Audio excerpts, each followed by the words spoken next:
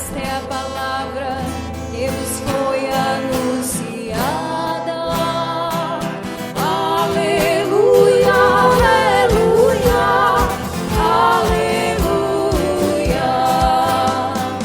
aleluia, aleluia, aleluia. O Senhor esteja convosco. Ele está no meio de nós. Proclamação do Evangelho de Jesus Cristo, segundo Lucas. Glória a vós, Senhor. Naquele tempo, os apóstolos disseram ao Senhor: aumenta a nossa fé. O Senhor respondeu: se vós tivesseis fé, mesmo pequena como um grão de mostarda, poderíeis dizer a esta amoreira: arranca-te daqui e planta-te no mar, e ela vos obedeceria. Se algum de vós tem um empregado que trabalha a terra ou cuida dos animais, por acaso vai dizer-lhe quando ele volta do campo: vem depressa para a mesa? Pelo contrário, não vai dizer ao empregado: prepara-me o jantar, cinge-te e serve-me, enquanto eu como e bebo. Depois disso, tu poderás comer e beber? Será que vai agradecer ao empregado porque fez o que lhe havia mandado? Assim também vós, quando tiverdes feito tudo o que vos mandaram, dizei: somos servos inúteis, fizemos o que devíamos fazer. Palavra da salvação. Glória a vós, Senhor. Não fecheis o coração, mas ouvi a voz de Deus. Irmãos e irmãs, celebramos hoje a liturgia do 27º domingo do tempo comum. E mais uma vez temos a graça de ouvirmos a palavra que vem ao nosso encontro. O Evangelho de hoje quer nos ajudar na vivência de duas virtudes. A primeira virtude é a da fé, e a segunda virtude é do serviço generoso pela via da gratuidade. E a palavra de Deus vai nos orientar de maneira muito prática a vivência destas duas virtudes. Eu vou dividir o Evangelho em duas partes. A primeira parte, nós vamos tratar sobre o conteúdo da fé. E depois, a segunda parte, Jesus conta uma parábola. Então nós vamos compreender o sentido da parábola e também permitir com que ela nos ensine a respeito do serviço generoso pela via da gratuidade. Alguns elementos importantes antes de nós entrarmos no texto. Nestes 3 últimos domingos, nós estamos acompanhando o caminho que Jesus faz para Jerusalém. E Jesus já estava consciente do que lhe esperava em Jerusalém: o seu sacrifício da cruz, que consequentemente culminaria na sua morte e depois na sua ressurreição. Então, o que Jesus faz com os discípulos indo para Jerusalém? Jesus vai formá-los, Jesus vai catequizá-los, Jesus vai instruí-los para a missão, porque depois da morte de Jesus, quem continuaria esta obra? Os discípulos. Então era necessário duas coisas. A primeira coisa, que eles conhecessem o projeto de Jesus. E a segunda coisa, era necessário que eles se identificassem com o projeto, para que assim fizesse também uma livre adesão àquilo que Jesus ensinava, àquilo que Jesus orientava. Logo, esse caminho de subida para Jerusalém será um caminho catecumenal, será um caminho catequético, de instrução na fé, preparando os discípulos para o anúncio do Evangelho. Nós vimos também nos 2 últimos domingos, que os critérios que Jesus aponta para a vivência da fé, são critérios exigentes. No domingo passado, a parábola do pobre Lázaro e do homem rico. Jesus nos ensinando como lidar com os bens materiais nesta vida. E assim encontramos vários outros ensinamentos que nos falam da exigência da fé. Se vocês tomarem em casa o capítulo 17 de Lucas, que é esse que nós estamos lendo hoje, ele começa a partir do versículo 5, que está aí no seu folheto. Mas em casa você leia do versículo 1 até o versículo 4. Porque Jesus, os discípulos vão perguntar a ele: quantas vezes devo perdoar o meu irmão? Até 7 vezes? Achando que era muito. Jesus vai responder: não lhes digo até 7 vezes, mas até 70 vezes 7. E diante da resposta de Jesus, os discípulos ficaram muito impactados, porque perceberam que seguir Jesus não era coisa fácil, que viver o que ele estava ensinando na catequese era desafiador. E aí vem o pedido que eles fazem no início do texto de hoje. Pegue aí no seu folheto, Lucas 17, versículo 5. Vamos ver qual é o pedido que os discípulos fazem a Jesus, depois de depararem com esta sua fragilidade diante da exigência do que Jesus lhes proporia. Versículo 5. Naquele tempo, os apóstolos disseram ao Senhor: aumenta a nossa fé. O que eles pediram? Aumenta a nossa. O que hoje nós vamos pedir nesta missa a Jesus? Aumenta a nossa fé. O conteúdo que envolve a prática dos ensinamentos de Jesus é precedido pela fé. Esse é o pedido que nós também devemos fazer a cada dia. No seu momento de oração, diga a Jesus: aumenta a nossa fé. Mas agora vem a resposta de Jesus. Eu já tinha lido esse evangelho várias vezes, mas esta semana eu consegui perceber um elemento novo na resposta de Jesus. Vamos ver agora o que Jesus responde diante do pedido? Tome aí o versículo 6.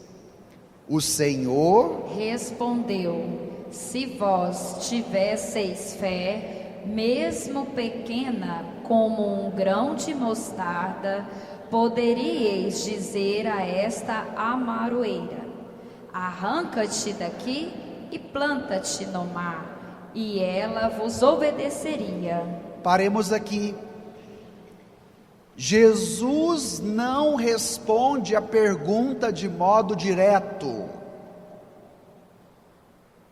mas Jesus responde a pergunta de uma maneira pedagógica, provocando os discípulos a uma reflexão, trazendo elementos simbólicos que lhes eram comum, utilizando uma linguagem metafórica, parabólica, com exemplos concretos, para ensinar os discípulos que a fé não pode ser medida de maneira matemática, como se a gente tivesse um termômetro e este termômetro fosse subindo, numericamente falando.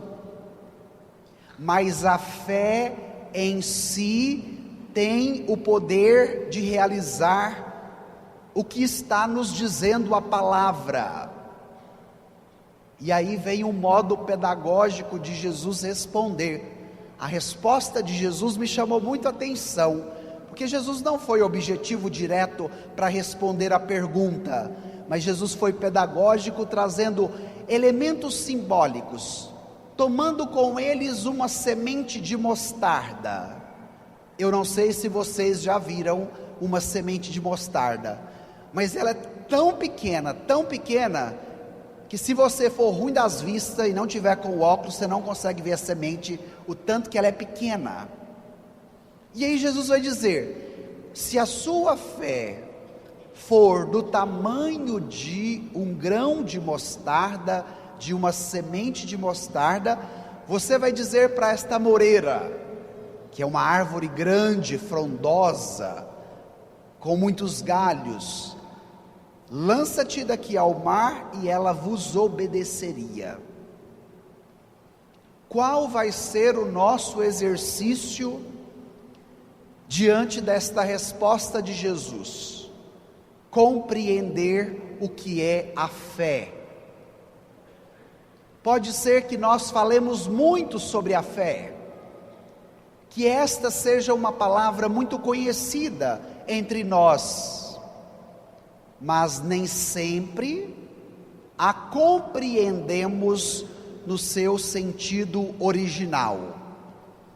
Logo, a minha missão agora é trazer para vocês uma breve catequese, para que vocês entendam o que é a fé. Vocês estão dispostos? Vamos lá? A fé não é apenas uma adesão que eu faço aos dogmas da igreja. A fé não é uma adesão que eu faço a um conjunto de regras religiosas que contém normas de morais e de costumes. Isso seria muito pouco para resumir a fé. No sentido bíblico, principalmente do Novo Testamento, do Evangelho que agora nós estamos escutando, a fé, ela é uma adesão radical e obediente à pessoa de Jesus. Logo, a nossa fé não é medida pelo tanto de ladainha que nós rezamos, o tanto de rosário que nós fazemos na madrugada, o tanto de piedade que eu tenho, mas a nossa fé é qualificada pela adesão radical e obediente que eu faço à pessoa de Jesus. E hoje, como padre, me é necessário trazer esse conceito original evangélico do que é a fé para vocês, porque de repente nós falamos de fé, ou dizemos que temos fé somente através das práticas de piedade que realizamos, mas isto é muito pouco para falar do que é a fé. E é necessário agora que o Evangelho nos ajude. Porque se você compreender a fé como uma adesão radical e obediente à pessoa de Jesus, esta prática vai te ajudar a configurar-se a Ele. E o que significa, Padre, configurar-me a Jesus? Tornar parecido com Ele, viver do jeito dele. Existe uma música antiga do Padre Zezinho que diz: amar como Jesus amou, pensar como Jesus pensou, falar como Jesus falou. Então este é o movimento de configuração que o cristão vive através da fé, se tornar parecido com Jesus.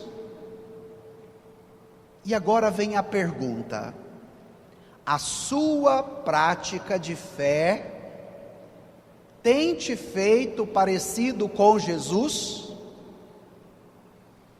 Tem te ajudado a configurar-se a pessoa dele, permitindo com que os valores, os ensinamentos, o modo como ele te instrui, principalmente através dos evangelhos, tem se tornado realidade na sua vida?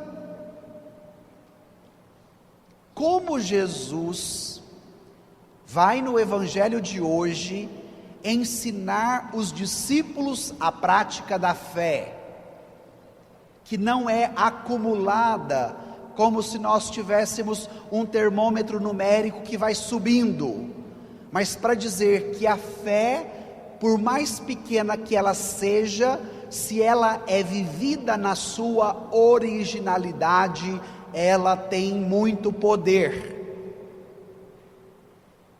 Quais são as amoreiras? O que é a amoreira? É uma árvore muito grande, muito robusta, muito pesada.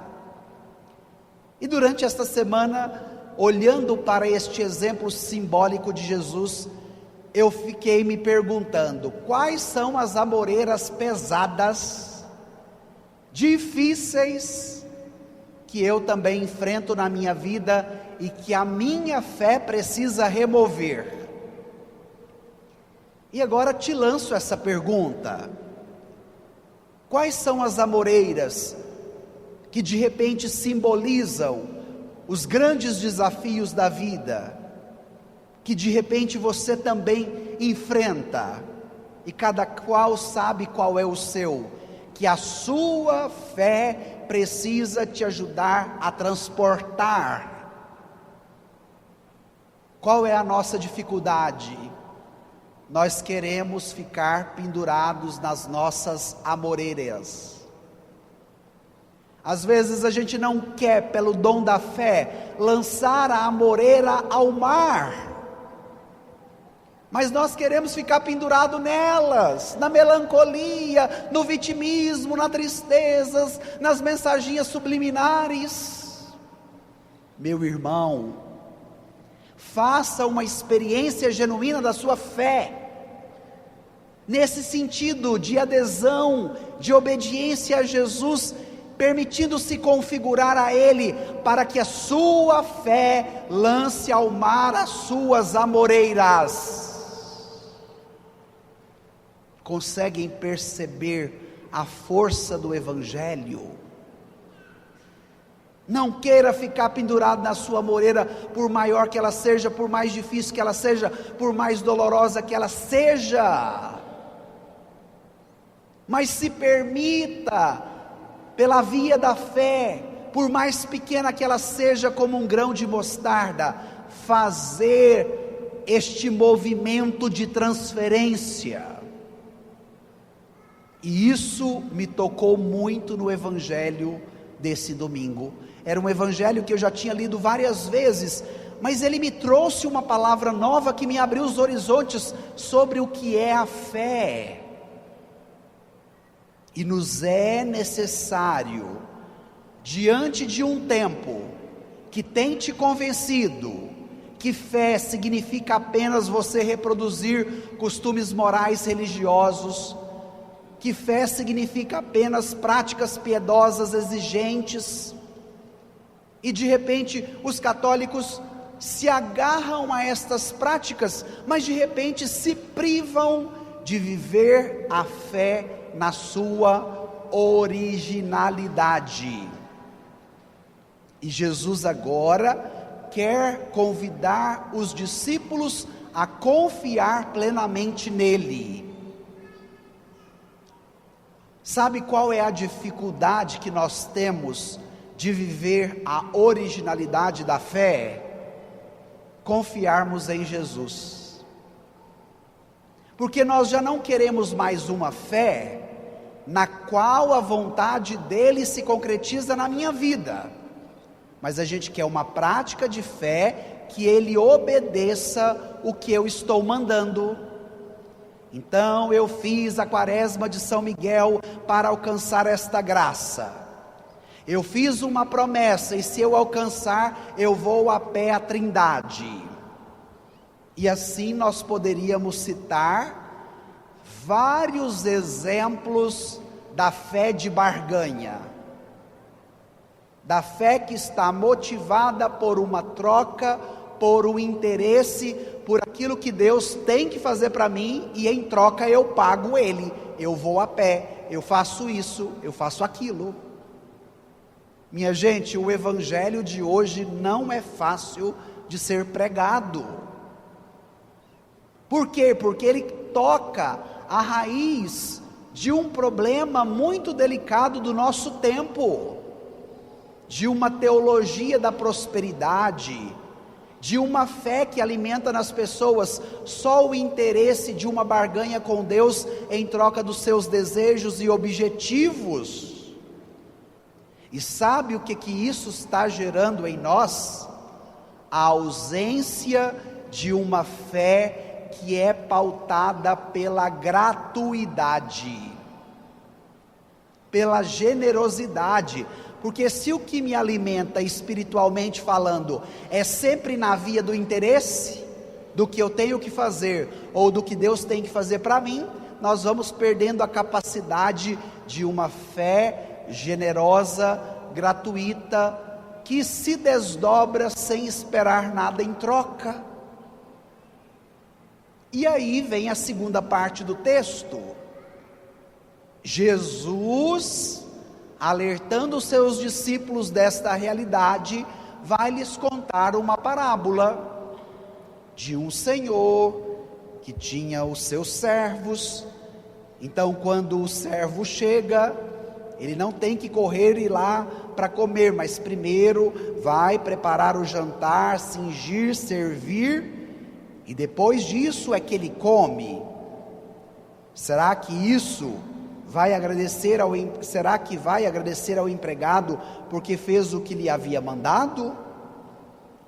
Jesus é um excelente pedagogo, então ele traz uma historinha que chama a atenção dos discípulos para agora chegar ao ensinamento final.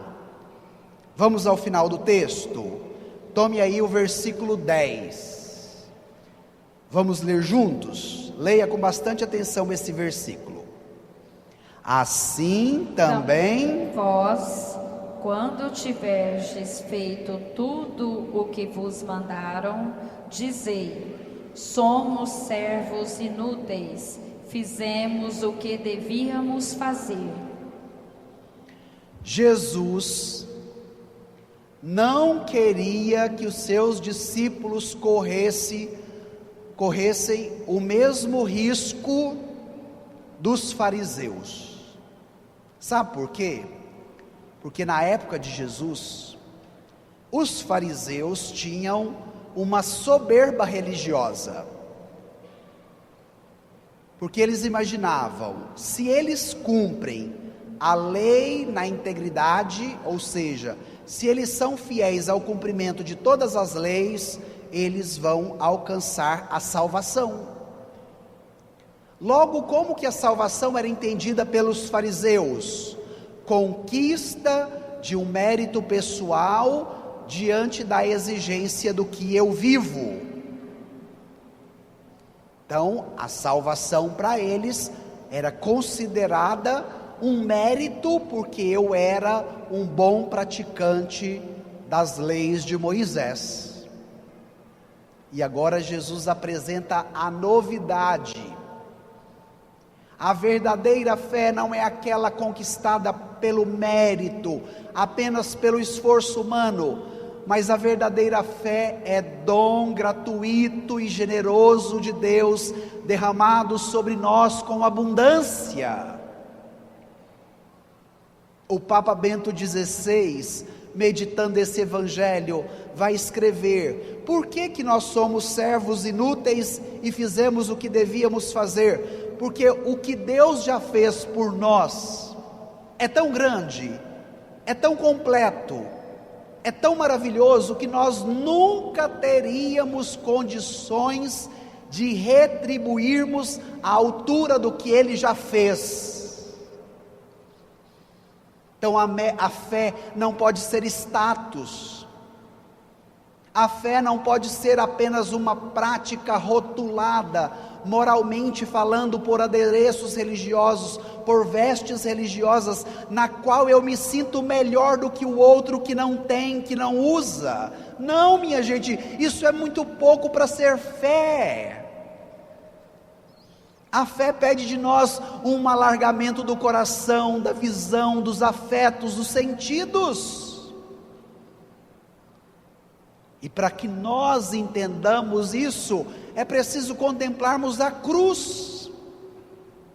Aqui a obra foi completa, minha gente.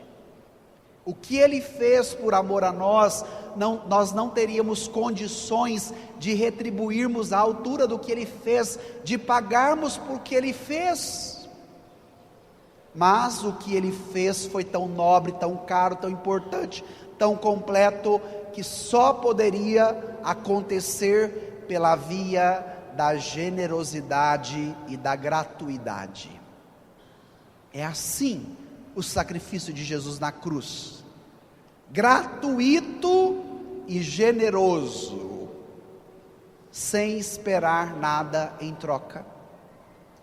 E agora eu quero te convidar a olhar para a cruz de Jesus, para que você saia desta missa com um desejo de ter uma fé que seja generosa e gratuita. Mais do que uma fé que só barganha com Deus, mais do que uma fé só pela base do interesse nas suas práticas penitenciais, que você, conhecendo o Evangelho que hoje te é proclamado, porque é uma palavra de vida para a sua vida, você possa viver a fé na sua originalidade, e que esta fé seja pela via da generosidade e da gratuidade, porque nós não poderíamos pagar ou retribuir à altura do que o Senhor fez por amor a nós. E aí vem a pergunta: diante do Evangelho que eu acabei de ouvir, diante desta pregação que eu acabei de entender, eu tenho fé no sentido original? Ou também nos perguntemos: como anda a minha fé? E nós vamos encerrar pedindo o que o Evangelho está nos propondo: a fé, pela via da generosidade e da gratuidade. Então, por um instante, se te ajuda a rezar, feche os seus olhos, incline a sua cabeça e se pergunte: como está a minha fé?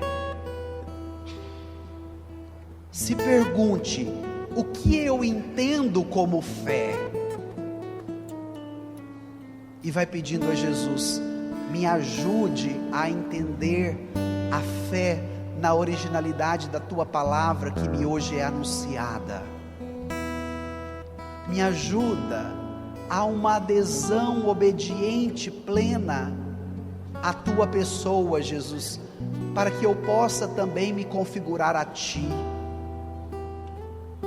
me ajude nesta vivência da confiança plena, como o Senhor confiou plenamente no Pai, eu também quero confiar plenamente em Ti, Jesus, porque fé pede de nós confiança em Ti. Vai dizendo para Jesus: dai-me uma fé generosa, dai-me uma fé que seja praticada também pela via da gratuidade, e não mais uma fé que seja pautada apenas nos meus interesses, ou nas barganhas que eu quero fazer contigo, Jesus.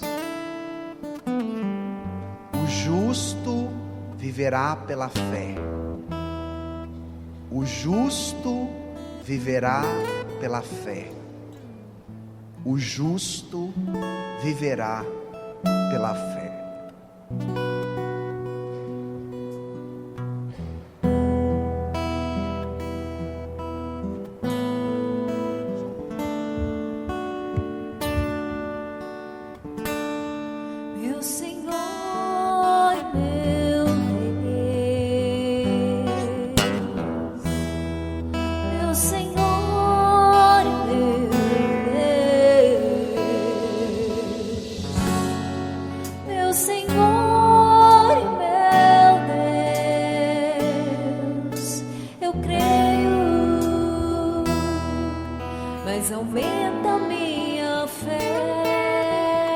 Cantemos juntos pedindo isso: meu Senhor e meu Deus,